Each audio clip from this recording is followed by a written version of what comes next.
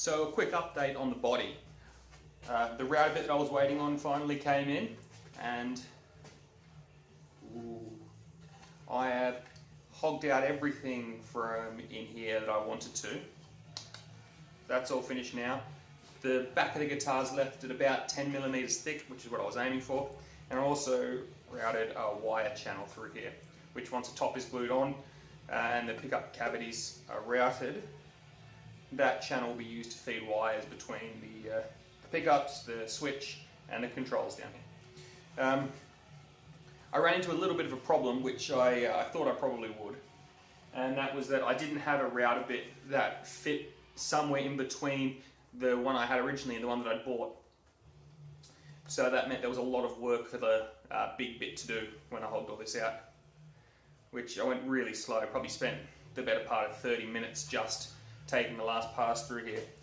But another problem was that if I had just used the body as the template for the last cuts, the bit is so long that it would have only left about 5 to 7mm on the back, which was a bit too deep. That was less than I wanted on the back. I wanted a good 10mm.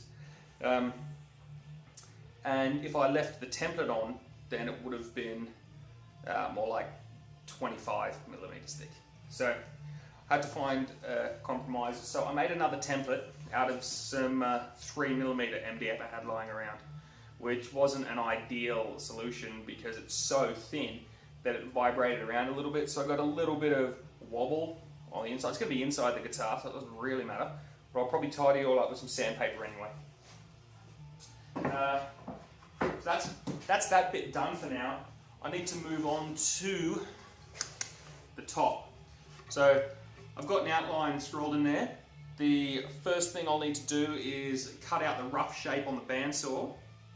Next job is going to be, before I glue it on, I need to work out where my sound holes are going to be, cut those out on the scroll saw and then tidy them up. So I'm going to start doing that in the very near future. Stick around. I'm in the process of making a new jig that I thought some people might be interested in, so I thought I'd just quickly show you what I'm doing.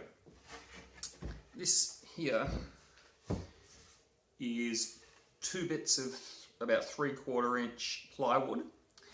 It's cut very, very roughly to the shape of a guitar, and it's oversized by at least 1 inch the whole way around. It's just very rough, doesn't need to be exact.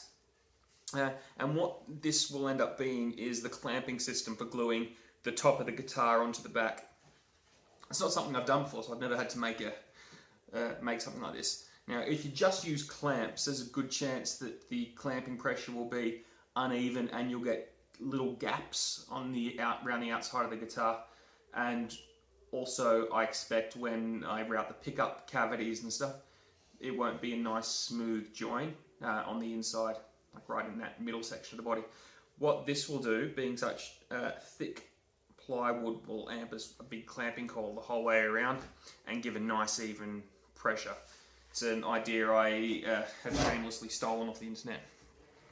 How I'll do it is I'm going to drill a dozen holes all the way around, try and get them nice and evenly spaced.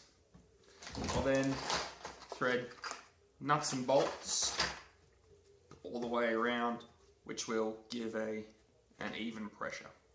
I'm going to finish making it now, and then I will show you how it works with a dry run, because the top's not quite ready to be glued on yet. So I'll keep going and I'll show you when it's done. This is the jig all assembled. That's the actual body with the actual top in there. There's no glue, it's just dry clamped at the moment. There are a couple of holes in there for removing screws that I use to line up the body in the top. Yeah, plywood that thick won't bend, so it's going to apply an even pressure the whole way around. Spread it out nicely. When I tighten them, I'll go across the body, for example, that one, and then maybe that one, and then maybe that one, and then maybe that one. So keep the pressure even all the way around so you're not just tightening one side and then getting uneven as you go across. So this is a dry run, just proving that everything lines up and works, so that's good. And I'll keep working on the top now. Right, so the top here, I've been dialing in these the cutouts, the sound holes. Both of them now are maybe 90% close, maybe a little better, I don't know. But I think I've done enough on them now that they can go onto the top. We can do the carve, and then I can dial it in at the end when it's a lot thinner around those bits.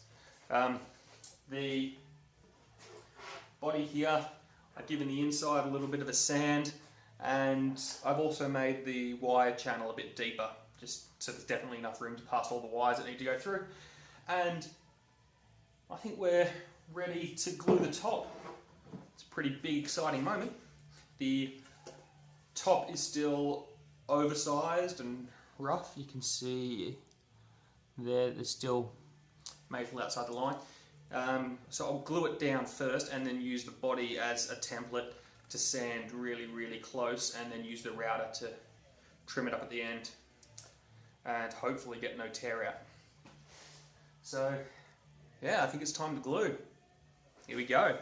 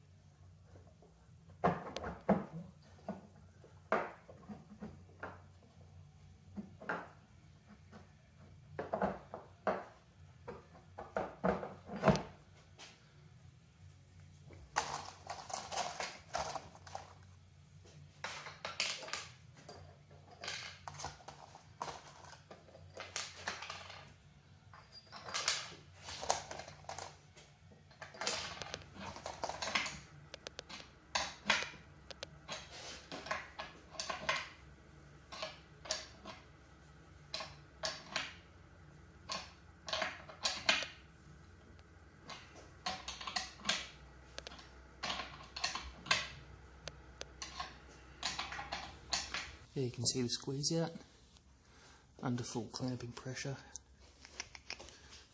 It's the whole way around.